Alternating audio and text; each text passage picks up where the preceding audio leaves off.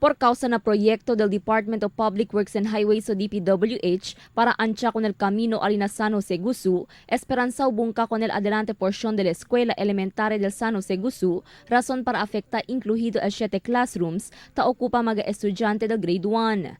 Por eso, a mediante del falta número del classrooms na escuela, esperanza también implementa con el shifting classes de grade 1 y grade 2. Según con el principal de la escuela Annalisa Martin, talina más de 800 estudiantes el sale afectado, ambos na grade 1 y grade 2.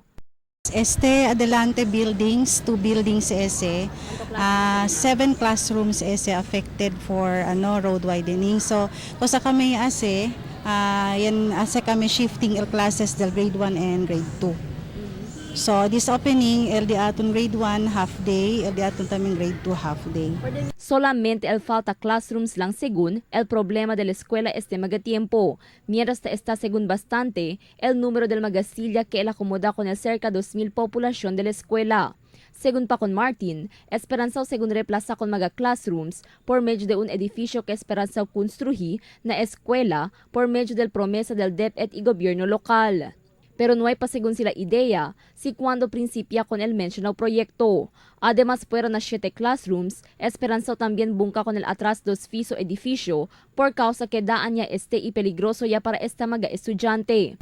To be demolished namin kal atras building kay poko risky para usal mga bata. But for the meantime kay lacking ganida mong classroom so elabaho ya usa kami para feeding room Fuera na falta classrooms, ta prepare también ahora el escuela na llegada del tiempo ulan. Sita acorde el San Jose Gusú Elementary School, uno na mga eskwela ta suspende klase por causa que ta subi el nivel del agua ulan na di ila eskwela.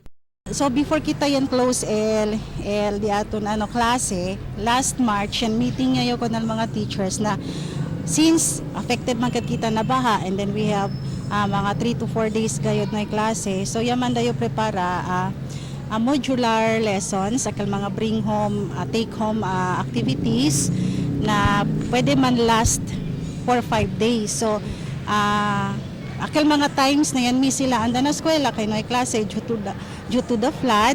So, chene sila mga activities, man answer sila na eskwela so that bira sila na school, so el teacher man facilitate lang, man discuss ko sa kalya dalik nila activities. So, noy sila ko sa man miss lessons, mas kinoy klase.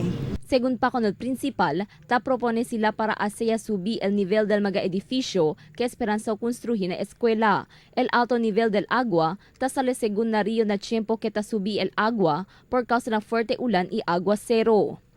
Cristel Almonía, Dateline Zamboanga.